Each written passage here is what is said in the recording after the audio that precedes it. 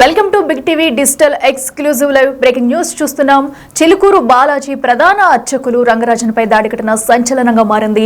ఇటు సంఘాలు కూడా మండిపడుతున్నాయి. దాడి ఘటనకు సంబంధించి మనం చూసుకున్నట్టయితే ఇప్పుడు దీనిపై కూడా AP deputy CM Pawan Kalyan కూడా స్పందించారు.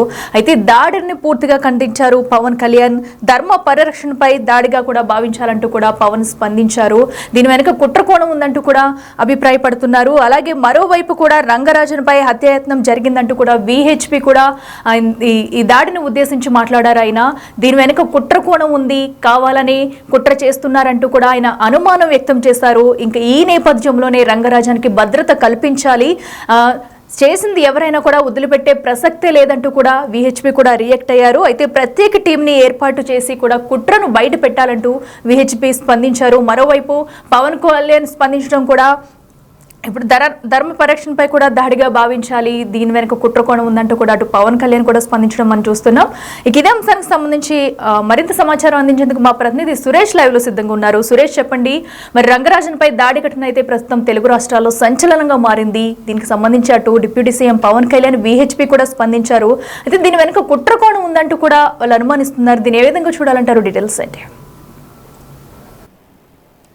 రంగరాజన్ దాడి ఘటన తర్వాత ఒక్కొక్కరుగా ఇటు రాజకీయ పార్టీ నాయకులతో పాటు హిందూ సంఘాలకు సంబంధించిన నాయకులు కూడా అందరూ స్పందిస్తున్నారు. ఎందుకంటే రంగరాజన్ దాడి ఘటన ఏమైనా చర్య, దీని వెనకాల కుట్ర దాగుంటుంది, దీన్ని పోలీసులు వెలికి తీయాలని చెప్పేసి కూడా ఇటు విహెచ్పి నేతలు కూడా మాట్లాడడం జరిగింది. దీన్ని పూర్తిగా ఖండిస్తున్నాము.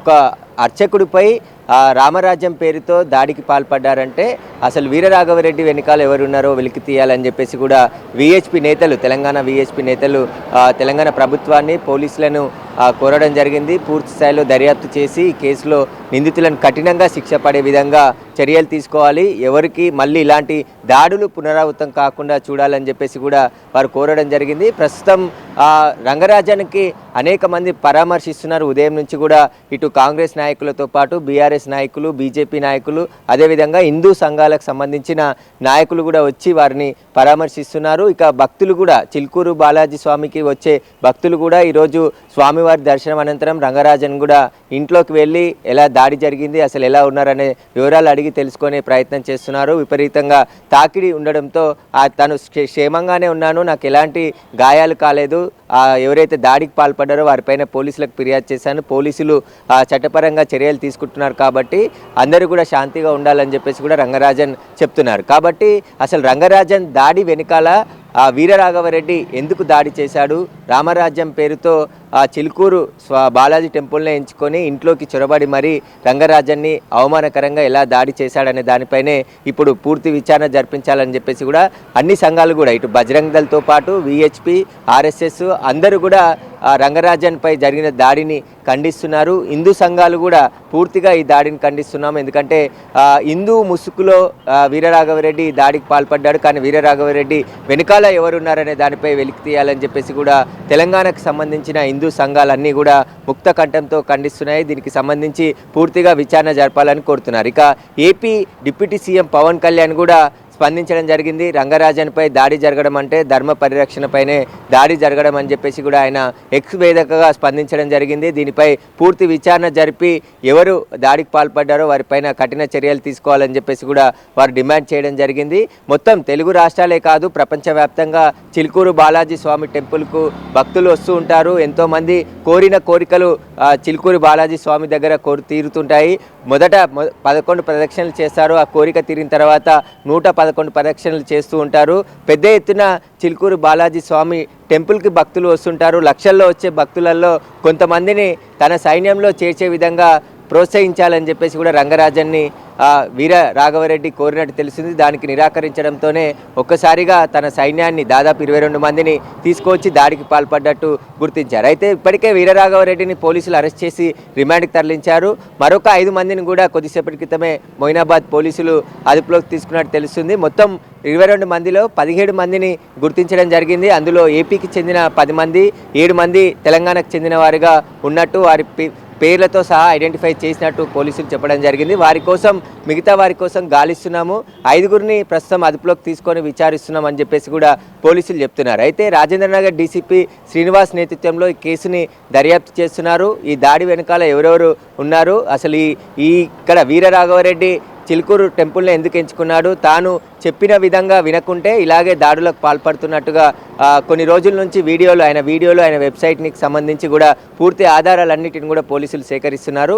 హ్యాబిట్స్లో 2015లో వీరరాఘవరెడ్డిపై ఒక కేసు నమోదైందని చెప్పేసి కూడా పోలీసులు గుర్తించారు. కాబట్టి ఈ తరహా ఘటనలు ఎక్కడెక్కడ జరిగాయి, వీరరాఘవరెడ్డి బ్యాక్గ్రౌండ్ ఏంటి, వీరరాఘవరెడ్డి ఎక్కడి నుండి వచ్చారు, ఇతనికి సంబంధించిన వెనుక ఉండి ఎవరైనా నడిపిస్తున్నారా అనే దానిపై కూడా పూర్తిగా లోతు దర్యాప్తు చేయాలని చెప్పేసి హిందూ సంఘాలు పూర్తి డిమాండ్ చేస్తున్నాయి. కాబట్టి పూర్తిగా పోలీసులు అయితే దర్యాప్తు చేస్తున్నారు.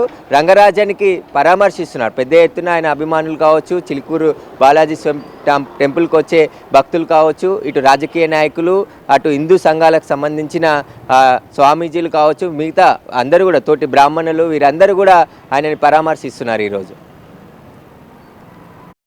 Suresh, thank you. సో చూస్తున్నాం కదా, ఇప్పటికే రంగరాజన్పై దాడి ఘటనకు సంబంధించి పోలీసులు అయితే దర్యాప్తు ముమ్మరం చేశారు. ఇప్పటికే అన్ని కోణాల్లోనూ కూడా విచారణ చేస్తున్నారు. అయితే ఈ నేపథ్యంలో కూడా రంగరాజన్ ఇంటికి వెళ్లి అటు మాజీ మంత్రి కేటీఆర్ అలాగే విహెచ్పి కూడా ఆయన పరామర్శించి దాడికి గల డీటెయిల్స్ అయితే తెలుసుకున్నారు. అయితే అటు కేటీఆర్ విహెచ్పి కూడా అక్కడ ఏం మాట్లాడారో ఒకసారి చూద్దాం.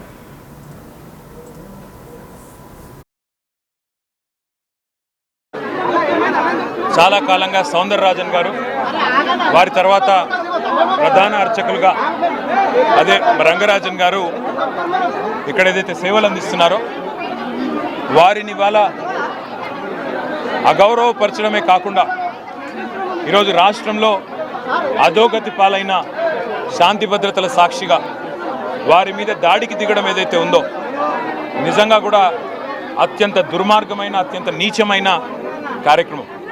ఇది ఎవరు చేసినా, ఏ పేరిట చేసినా, ఏ ఎజెండాతో చేసినా శాంతి భద్రతల విషయంలో మాత్రం ఉక్కుపాదంతో వ్యవహరించాల్సిన బాధ్యత రాష్ట్ర ప్రభుత్వం మీదనే ఉంటుంది. ఇవాళ భగవంతుడి సేవలో నిమగ్నమయ్యే పెద్దలు రంగరాజన్ గారు, సౌందరరాజన్ గారి కుటుంబం పరిస్థితి ఈ విధంగా ఉంది అంటే మరి రాష్ట్రంలో శాంతి భద్రతలు ఎంత అధ్వానంగా ఉన్నాయో దీన్ని బట్టి చెప్పవచ్చు. ఖచ్చితంగా ఈ దాడికి పాల్పడ్డ వాళ్ళు ఏ ముసుగులో ఉన్నా, ఏ జెండా పట్టుకున్నా వారిని కఠినాతి కఠినంగా చట్టపరంగా శిక్షించాలని చెప్పి రాష్ట్ర ప్రభుత్వాన్ని డిమాండ్ చేస్తూ భవిష్యత్తులో కూడా ఇలాంటి సంఘటనలు పునరావృతం కాకుండా కఠినంగా చర్యలు తీసుకోవాలి. కఠినంగా సమీక్షించి పూర్తి స్థాయి భద్రత కూడా అవసరమైతే వారికి ఏర్పాటు చేయాలి. ఎందుకంటే చిలుకూరు బాలాజీ ఆలయం ఇవాళ లక్షలాది మంది అభిమానులు వారికి ప్రపంచవ్యాప్తంగా ఉన్నారు. అట్లాంటి చిలుకూరు బాలాజీ ఆలయానికి మరి గొప్పగా సేవలు అందిస్తున్న ఆ కుటుంబాన్ని, సౌందరరాజన్ గారు కానీ రంగరాజన్ గారు గారిని, వారిని అవమానించడం అంటే నిజంగా కూడా ఆ స్వామివారి భక్తులను అవమానించడమే, ఒక దైవ భక్తుడిని అవమానించడం అంటే దేవుణ్ణి కూడా అవమానించినట్టే. కాబట్టి తక్షణమే ఈ విషయంలో కఠినాతి కఠినంగా భవిష్యత్తులో మళ్ళీ ఇట్లాంటి పునరావృతం కాకుండా చర్యలు తీసుకోవాలని ప్రభుత్వాన్ని డిమాండ్ చేస్తూ ఉన్నాం. ఆ సౌందరరాజన్ గారికి, రంగరాజన్ గారి కుటుంబానికి మేము పూర్తి స్థాయిలో అండగా ఉంటామని చెప్పి కూడా తెలియజేస్తాం. చిలుకూరు దేవాలయ ప్రధాన అర్చకులు శ్రీ రంగరాజన్ గారిపై జరిగినటువంటి హత్యాయత్నాన్ని విశ్వ హిందూ పరిషత్తు తీవ్రంగా ఖండిస్తూ ఉంది. నిందితులను కఠినంగా శిక్షించాలని తెలంగాణ రాష్ట్ర ప్రభుత్వాన్ని విహెచ్పి డిమాండ్ చేస్తూ ఉంది. యజ్ఞ యాగాదులు చేస్తున్నటువంటి ఋషి మునులను హింసించినటువంటి రాక్షసులను శ్రీరామచంద్రుడు ఏ విధంగా దండించారో ఆ విధంగా రాక్షస భావజాలంతో శ్రీ రంగరాజన్ గారిపై దాడికి పాల్పడ్డటువంటి నిందితులను కఠినాతి కఠినంగా శిక్షించాలని తెలంగాణ ప్రభుత్వాన్ని, తెలంగాణ పోలీసులను విహెచ్పి కోరుతూ ఉంది.